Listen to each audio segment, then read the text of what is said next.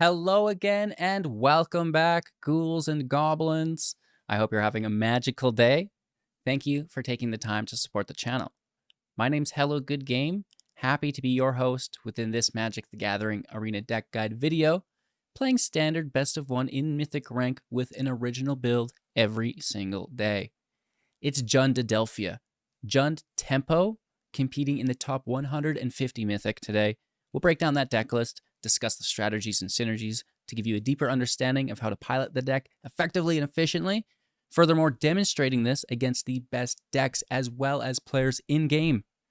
The cream of the crop. And then we'll, wrap up with our concluding thoughts, deck review, and channel news. If you want to help out, it's easy. Leave a like. It's what pays the bills. Thank you all so much. I truly appreciate it. If you have any thoughts and opinions, hit me up in the comments or join the community Discord. Of course, we can help you build and tune decks within that Discord as well as answer any questions in real time. We're literally there all day. And then, just have a great day. Enjoy today's viewing experience, and let's get after it. It's a new lap record! All right, here we are with the latest and greatest from myself. A Jund artifact deck that has aggro elements, control elements, and mid-range elements, making what I can only describe as a late-game tempo build. Right? So, first and foremost, we will be generating artifacts to utilize our Annihilating Glare for 1 mana, sacrifice a creature or artifact as an additional casting cost, or pay an additional 4 mana to destroy a creature or planeswalker, right? Voltage, it's also at sorcery speed. At instant speed, we get the Voltage Surge for 1 mana, 2 damage to creature or planeswalker if we sacrifice an artifact, 4 damage. And the Fanatical Offering for 2 at instant speed, again, as an additional cost to cast the spell, sacrifice an artifact or creature, draw 2 cards, and create a map token, which is great. Of course, the map tokens can sacrifice itself for 1, allowing us to explore land on the top of our library into hand, non-land, +1/+1 counter on the exploring creature. Okay, so aside from that, the Teething Wormlet will also capitalize on those treasures. A 1/1, whenever an artifact enters the battlefield under your control, gain 1 life. If it was the first time this is happening for the turn, put a +1/+1 counter on the Wormlet. And if you have 3 or more artifacts in play, it's also going to have Death Touch, which is great. Okay, so life gain, it's a really cheap creature that gets, better and better every turn. And then into some things that can maybe generate those artifacts for us. The Voldaren Epicure 1 mana 1/1. When it enters the battlefield, 1 damage to each opponent and create a blood token that we can pay 1, sacrifice it, just like the Explorer map token, to discard and then draw a card. Of course, we also sacrifice with our, other spells that utilize treasures. But if you don't have them, of course, you can still cycle for deck consistency. Into our 2 drops, we've got the Bloodtithe Harvester, a 3/2. When it enters battlefield, create a blood token. You can tap it to sacrifice itself. Target creature gets -X/-X until the end of turn, where X is twice the number of blood tokens that you can control at sorcery speed, which is great. The Black Market Tycoon for 2 is a 2/2, tapping to create a treasure, dealing 2 damage to us for every treasure that we control at the beginning of our upkeep. Just clear them if you don't need them. It's very easy. Before you take that damage, just sacrifice them for mana that you pass over and don't utilize because it's on your draw step or their end step, whatever it happens to be. But again, it's very nice to generate the artifacts, triggering the Wormlet, allowing us to ramp, which is really nice. And I really like it with also something like the Sentinel of the Nameless City for 3, a 3/4 with Vigilance. When it enters the battlefield or attacks, to create a map token. So this is really cool because we can create a treasure, create a map token, and then utilize that mana from the treasure on the map token to explore. Just a great way to do it without really actually having to spend any resource. All that's generated through the creatures, right? And can go on, as long as you'd like. We do have a Tyvar, Jubilant Brawler in deck for 3 mana, 3 starting loyalty as it is a Planeswalker. A static ability allowing us to activate abilities of creatures as though they had flashed. That's the Tycoon. That's the Harvester. +1 on tap up to 1 target creature. That's the Tycoon. That's also, maybe something that's attacking like the Wormlet and can now defend. -2, mill 3 cards, then return a creature with mana value 2 or less from your graveyard to the battlefield. Really anything. The Epicure for damage in the blood, allowing us to cycle through our deck more. The Wormlet to get in the way, help us gain more life with that Death Touch and passive ability. The Harvester, if we need removal, the blood token is decent, allowing us to cycle through the deck as well. And the Tycoon, again, for the treasure generation turn after turn, which is really, really good in the deck, alongside the Nameless City, which can allow us, to really capitalize on the glare, the surge, and the offering, as we talked about earlier. Curving in into, the most powerful spells in game. This is where the wins come from, baby. Shouldered the Apocalypse for 4/4/5 with Death Touch. You draw a card, gain 2 life. They draw a card, they lose 2 life. This is really nice with the offering, but, a lot of our draw in the build is, not substantial, right? There's 4 cards. It's not a main part of the deck. We've got the blood tokens they can draw. That is a little bit as well, but, the Explorer's not going to trigger that. And at the end of the day, it's 2 copies. Give me a break, okay? But what I think is maybe even a better card, the Bonehorde Thracosaur for 5, a 5/5 with flying and first strike. I think better than Shouldered. And at the beginning of your upkeep, exile the top 2 cards of your library, and you may play them this turn. If you exiled a land card, create a 3/1 Dino. And of course, if it's a non-land, create a treasure. So creating a treasure, which is great for the deck synergy, the artifact generation. The card advantage is ridiculous as well. 2 extra cards per turn, 3 cards now, including your draw. Each turn is ridiculous. And of course, the 3/1 definitely doesn't hurt either. Okay, we have the Abandoned Mire, the Crucible of Defiance, and Who Endures as utility lands alongside our creature land, the Restless Cottage, again, making an artifact when it attacks. I believe it also exiles a card from a graveyard, which is cool, controlling your opponent's board state. Then, the Cliffs is ideal. We also have the Gorge, which is ideal for our dual lands. Some pain lands here, if you will, within the Springs, the Waste, and the Forest, and then a couple basics in case we're forced to search for something because they destroy another land of ours, right? That's the deck. I hope you enjoy. It's certainly a lot of fun to play, very, very low to the ground with some beautiful mid-range elements that, must be dealt with. If they're not dealt with, you're going to win the game, and you yourself can deal with almost anything that they're doing quite quickly, as well as applying a fair amount of pressure through the Nameless City. This card is really, really impressing me so far. So thanks for watching. Like, comment, subscribe, become a YouTube member, join the community Discords. We also have the Patreon and the Twitch streams that you can check out and support. And just have a great day. Thank you so much. Cheers. Let's go. Going first with a pretty decent land, I guess. 3 colors available is a massive help. Hello, good game.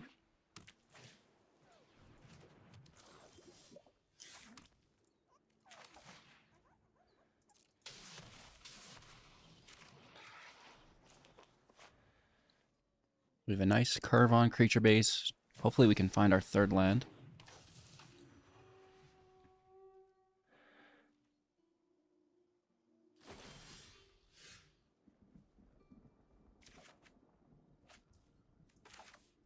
Thank you. Just dunk on this. We should do that with the Harvester.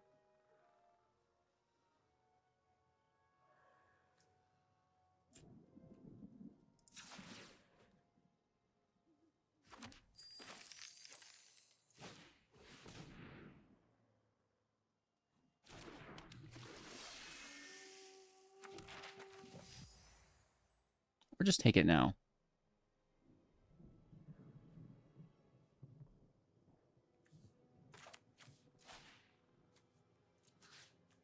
I'm not opposed to it.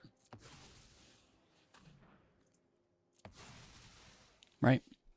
And then, you know, it's going to free up our next removal, which will come.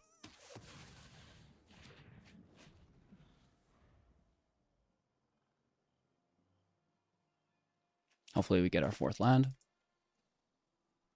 If not, you know, we can draw off the Harvester. Intrepids are good.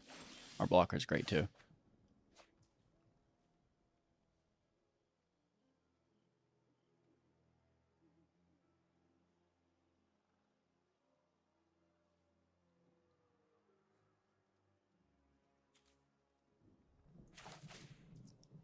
I think we're safe just to play out.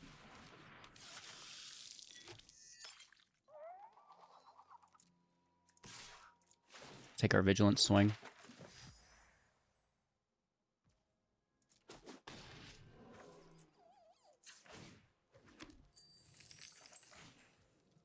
And then our Harvesters are active.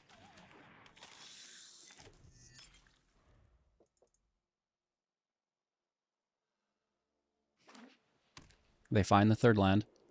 I mean, I only have 3 land too, so.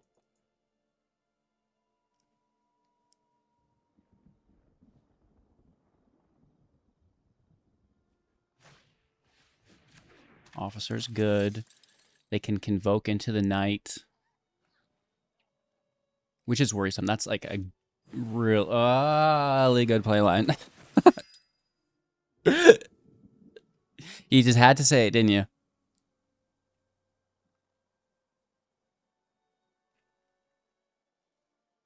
Yep.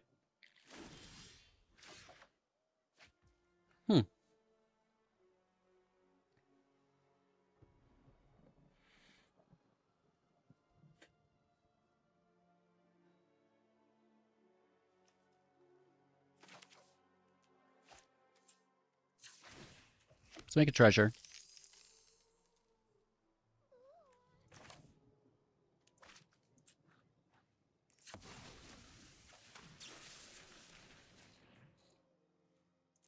Sack the Explorer map token for a double draw.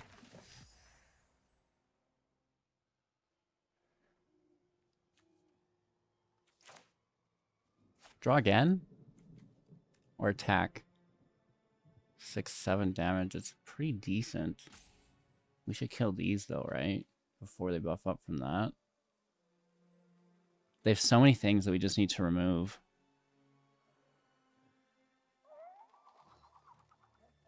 I don't think attacking is the correct. I'm going to take the knight. That way the Sentinel gets through.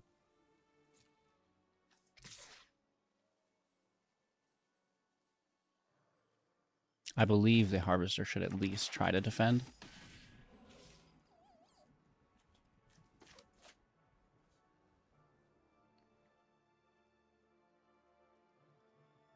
We can look for a land. I don't think we played a land this turn. So maybe that's how we'll close out.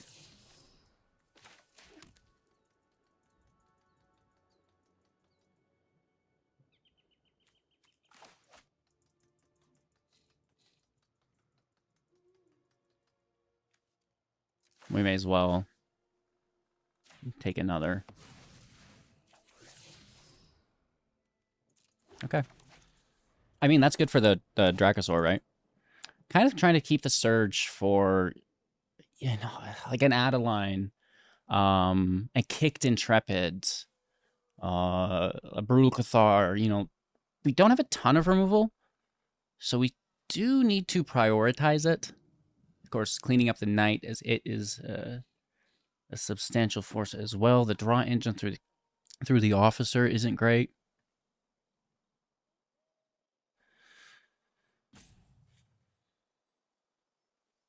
We do have a lot of value, though.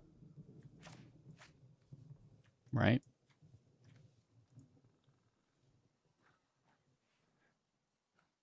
Blood tokens are here. We have a great blocker to get us into that mid game. At which point, you know, they have to Brutal Cathar this. Or whatever removal they have. Hopefully it stays around for a couple turns, generates some value.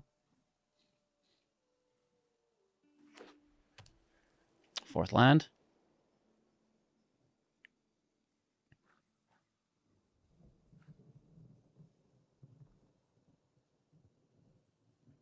I mean, Lunark into Copper Coat into another Might, maybe?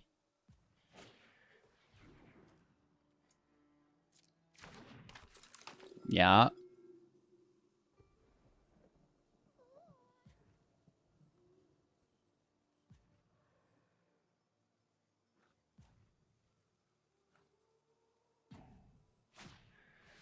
Yeah.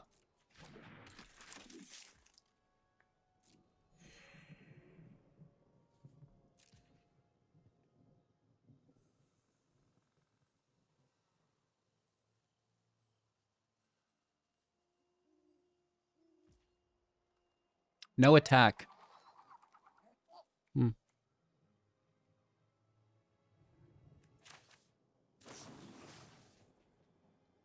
Just clean it up.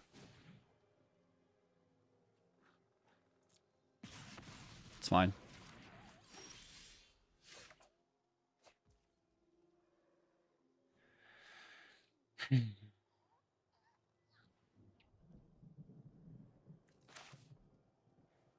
Wormlet out.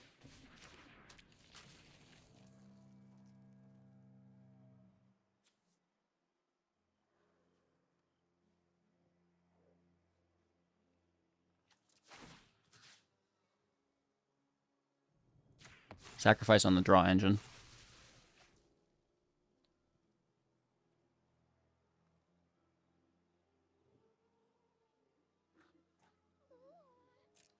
Attack in, attempt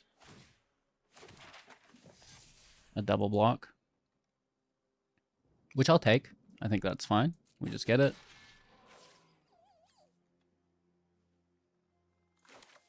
Land in play.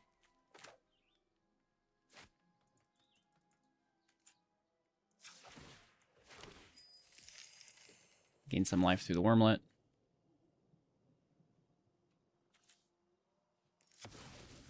Sack our treasure here so we're not losing that life that we just gained. Again, gain another life and explore Delphia. I think it's pushing up our vigilance creatures here. You're good enough to hang around. 3 cards left in hand.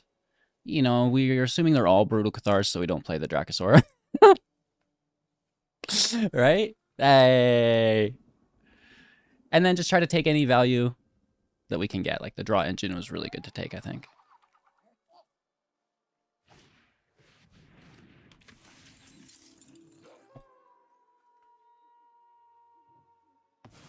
Hello. It's almost like we knew what card was coming up.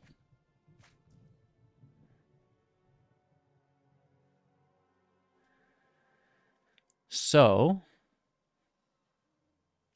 let's treasure Adelphia.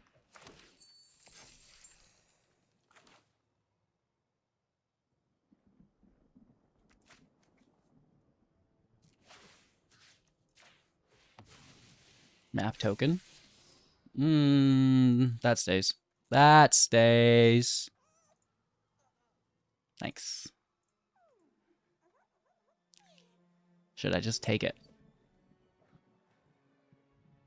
We certainly could.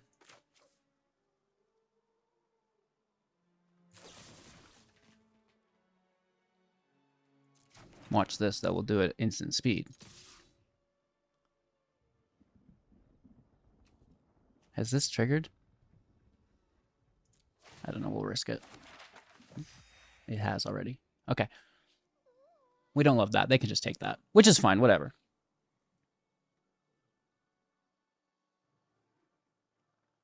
I mean, I don't mind. We could easily interact still.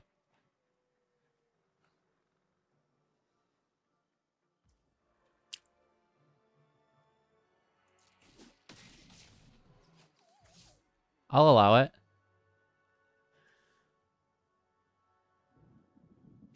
We have enough to do 5, which is 2, 4, 5.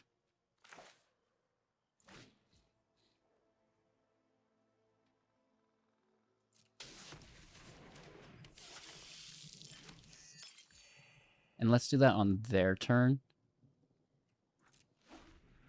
Right?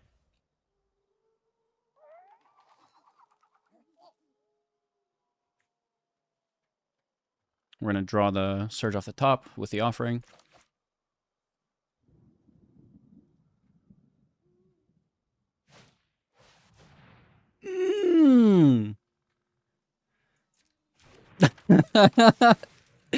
Oh, I love it.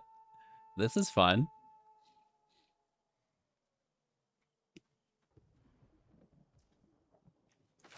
Bully.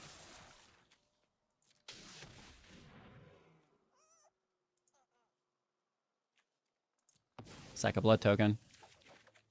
Take our draw. And we'll leave the counters there by taking it now.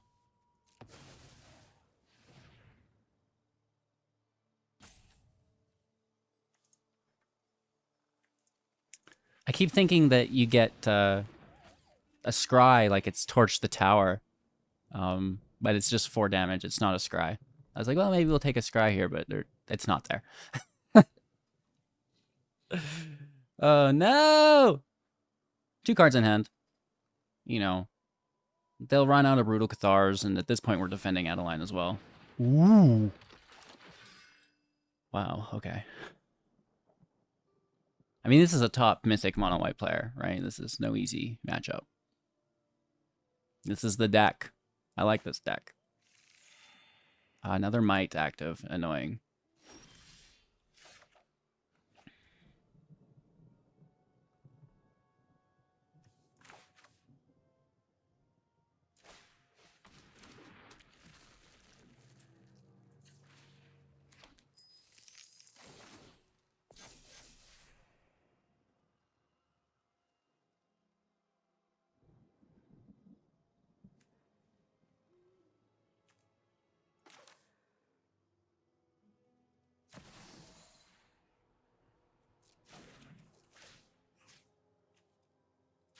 I'm going to first explore. Ooh, that's good. Hello! I like how they can see it too. It's been revealed.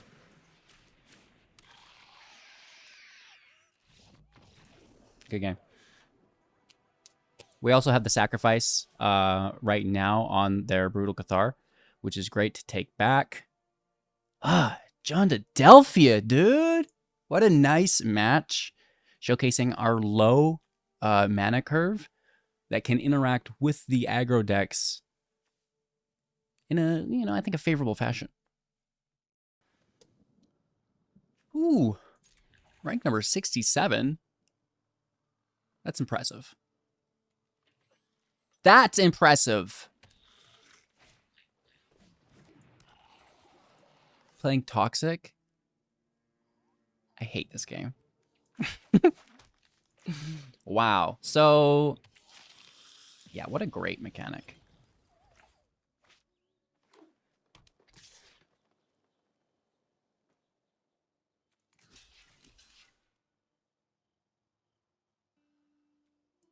Honestly, just mitigate those counters. Oh.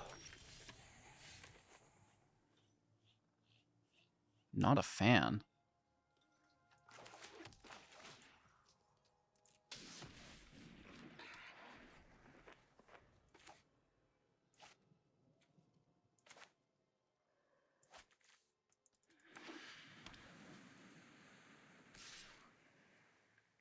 We actually let them have this. We try to take the priest again. I like how they are hesitant there also. Maybe it gives us a chance.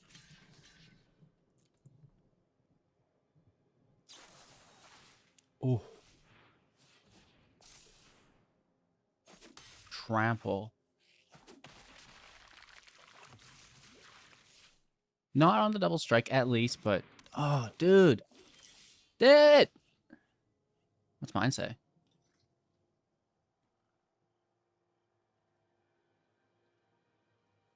Man, I could dunk on this. That's not great. I guess it is because it gives us double strike.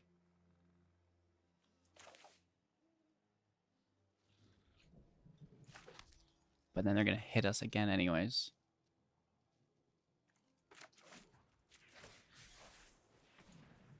I think we just immediately take it. Protection? You dog. You dog.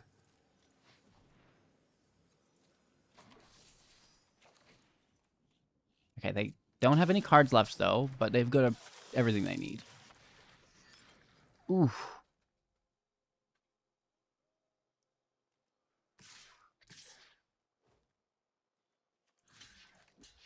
I mean, yeah.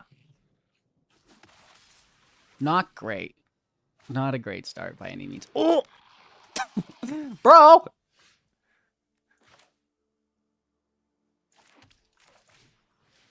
Thinking good game.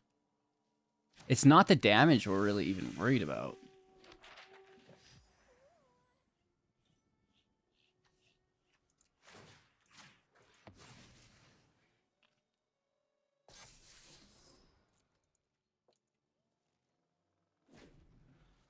Okay.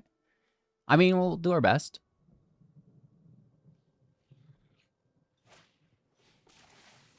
Oh. You dog. So I count 1, 2. Well, okay. So 4 confirmed. We can block that. To 8 we go. Be our Rudel. They are tapped, but we can't target so much. These are colorless. For 4.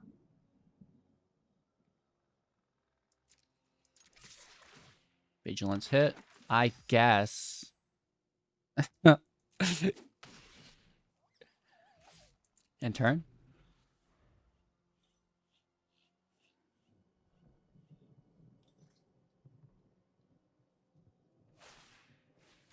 Yes. Okay. Don't you.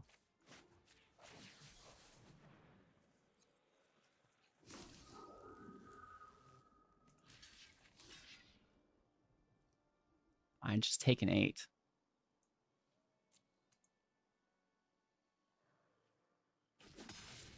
Ooh.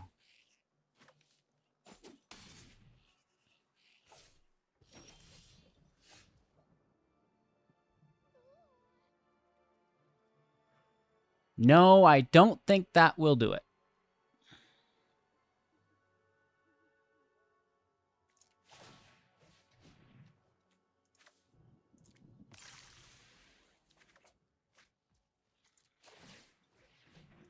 Bad land on our part.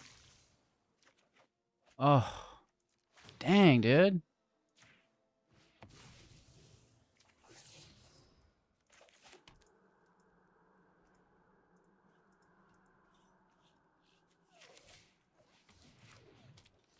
Good game.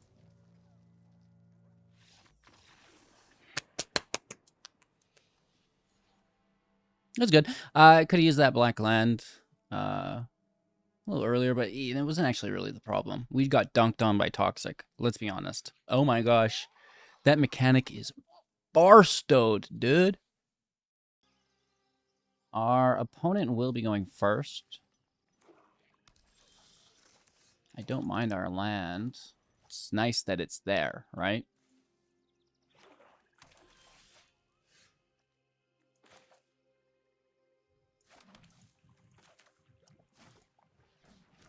Let's play a Wormlet. Hold up the Surge.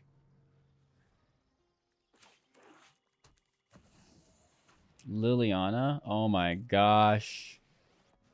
You savage. Do you think they just forced discard? No. And that's okay. You know, whatever. It's not great. Let's be honest. but it happened.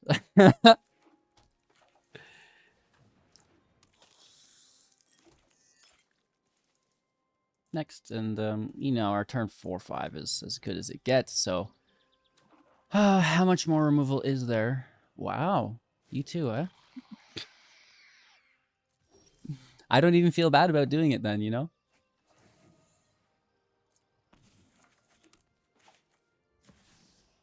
Me too.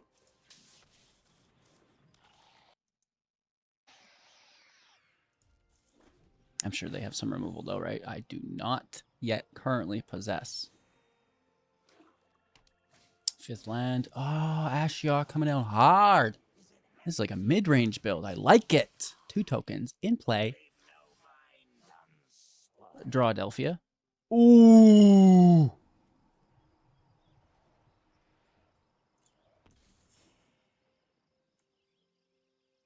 Yeah, that's a good one.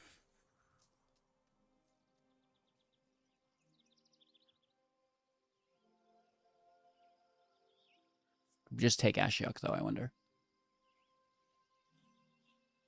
This is a 5-mana attack.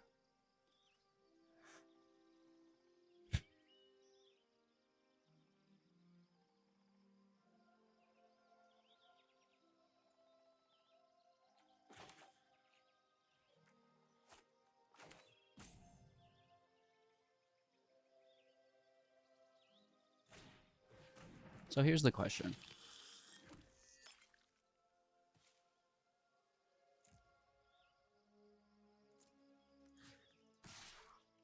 Will they go Shieldred for Shieldred? They will. Okay. I feel like that's what we wanted.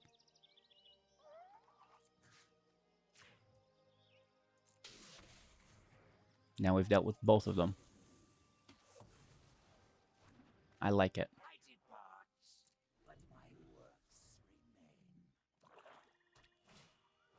Braids? Okay. I don't know. Do I give them the draw?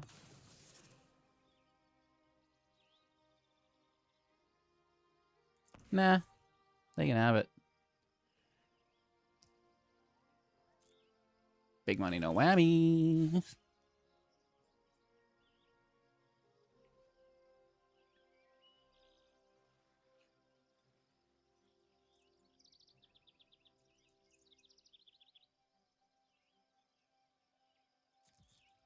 I'm gonna go for it. Try to grab some tempo. Maybe pull some removal even, right? Yes! Beautiful.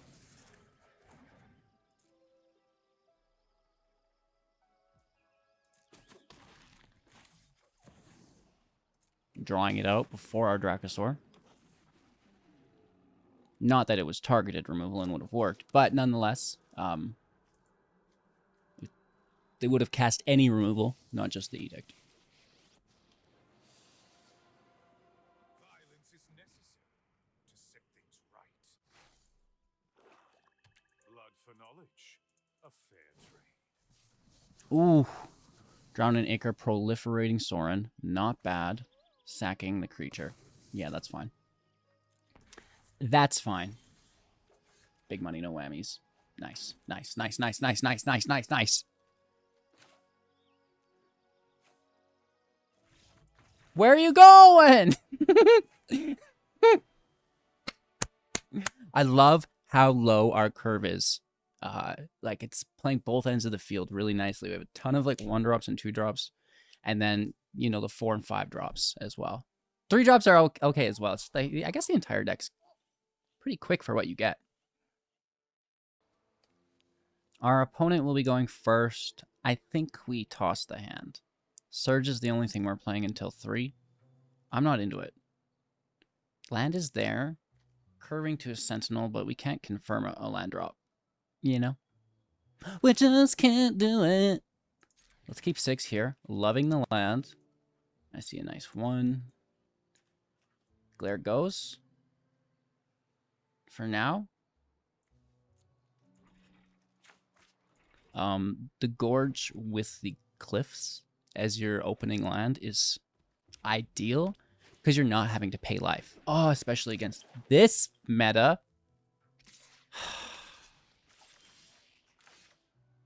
I like a good shoulder to begin the game. Just get out. Get out.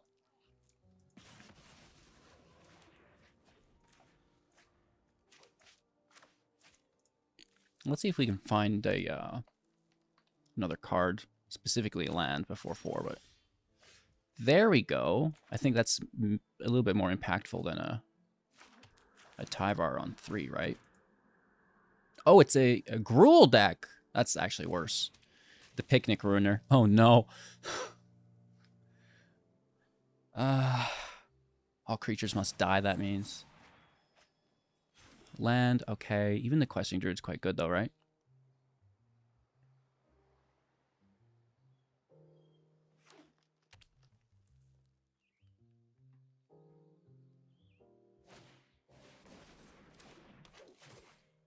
Yeah.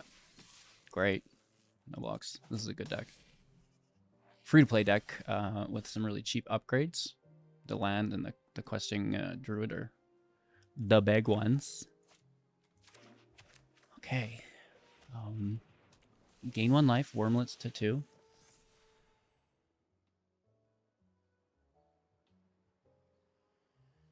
I guess we need to keep tempo.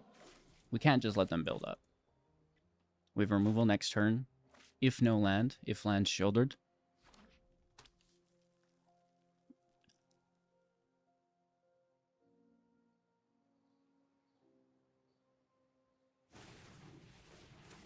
Okay. Tapping out. Monster's Rage in hand, though, right? You're hilarious! We let it through. Take your damage, dude. No, they don't even attempt it.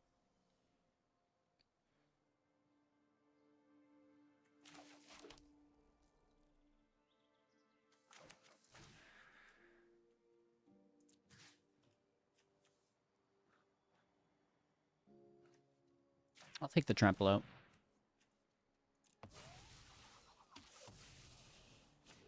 Beautiful. I will swing forth 6. Wormlet goes up. We gain 1 life. Thank you very much. And I think we'll explore Adelphia. Larned off the top.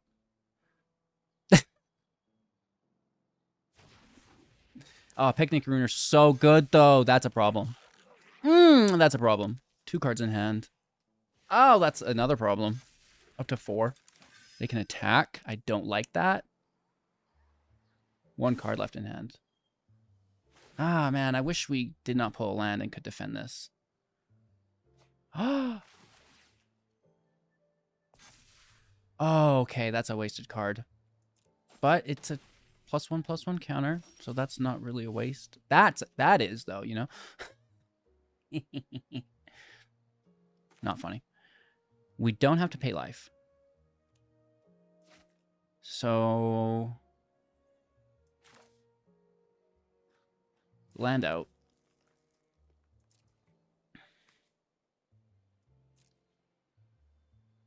We'll have 2 defenders, and I think that's enough that we should go for it here. We gain life. It's a 4/4 hit for 7.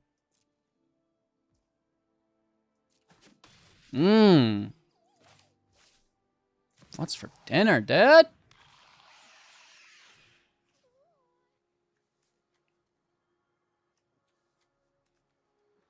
Try to push this to 6 to survive. This survives everything else. You are good, but you can also still go to the grave. Good, but not that good. Now, what was this top deck? No creature lands in play. Oh, don't you dare. Arena, you never disappoint. It's like, oh, did you need a top deck?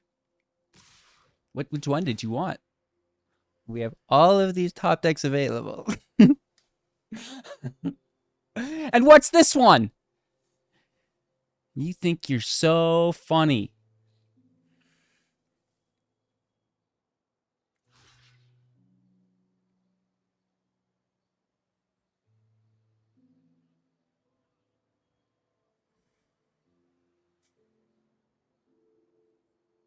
They are overextending if they don't have lethal.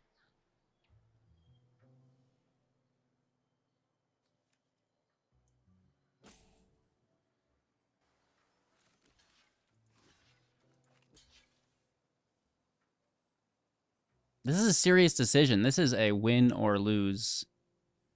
We assume it's a monstrous rage. That +3 would wreck Shieldred. But we need to block the double strike with our active. Really? They didn't have it? But now they're not defending? So what is it? They need a blocker at least.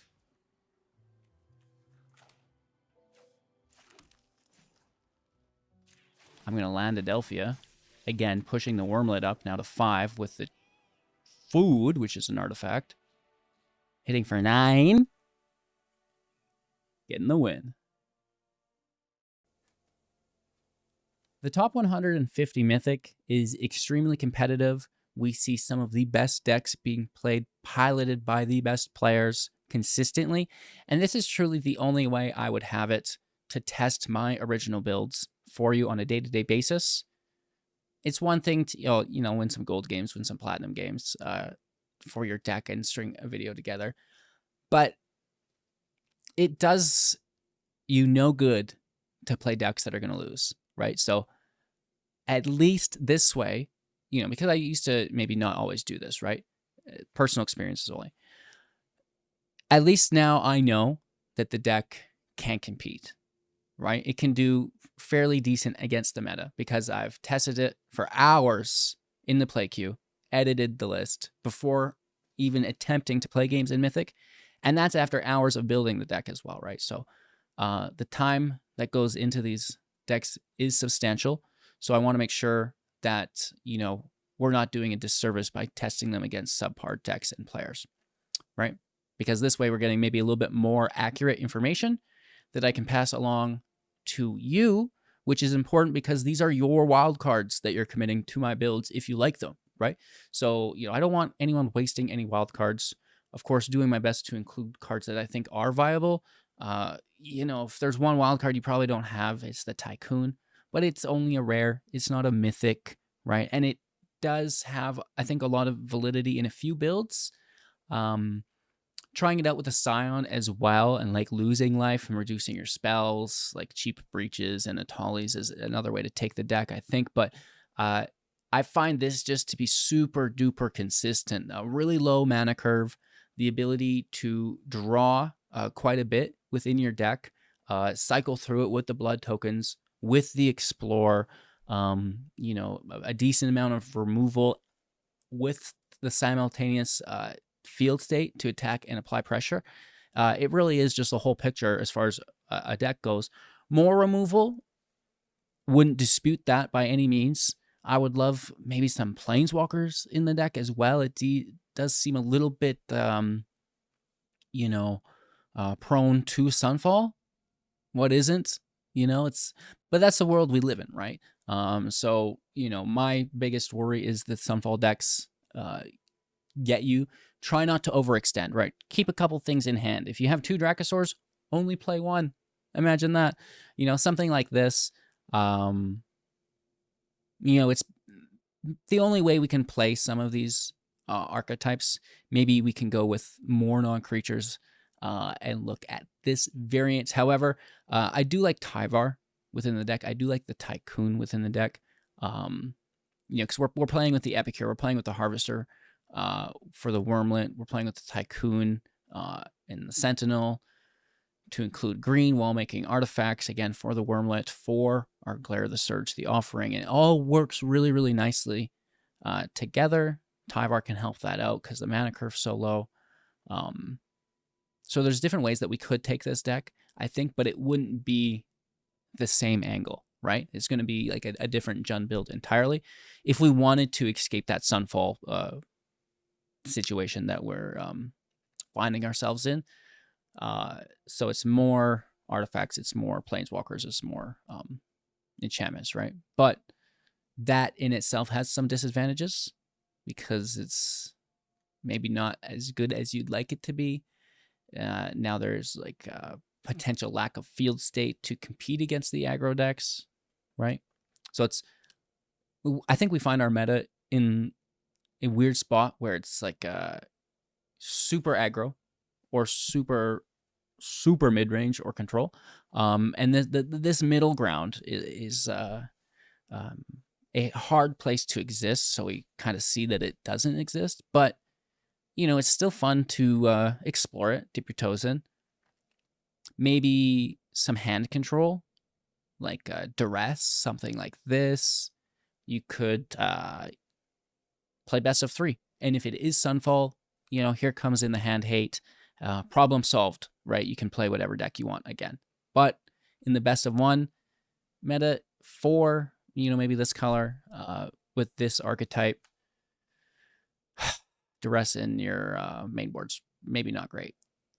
I don't know. It's one of those things, right? So a rambling here, of course, but that's the deck review. I don't necessarily know what else to do, but the grass is always greener. I think maybe we could escape Sunfall, but it would be probably a different deck entirely. This deck, I think, is the bee's knees. Honestly, a second Tyvar would be cool. But at the end of the day, it's not something I want to really lean into super heavily. I know a 3-mana Planeswalker, but we don't really want to play it on turn 3 unless we have a black market on the go. The -2 on an empty field, not great. Maybe it's like kind of a shot in the dark. You might get it, but what's the point? Wouldn't you be better off doing something else with your mana on that turn, try to curve out? So the 1 copy of it, I don't find bad. Pretty decent. Let me know what you think. Hit me up in the comments. Hit us up as a community in the Discord. We can help you build a deck or, do whatever. Lots of deck help, and people are like, this is what I'm working with. These are my wild cards. What do you think? What should I do? Right? So stuff like that. I don't know. If you ever want to talk about Magic, we're out there. Cheers. Thank you for watching. Have a magical day. Sorry for rambling. Like, don't apologize. This is so Canadian, eh? Bro gives us a sick video and then apologizes at the end. Alrighty then. I need an emote where my mouth breaks in half, like Terrence and Philip. Stop. We'll see you soon in the next. Take care of yourselves. Peace. Oot.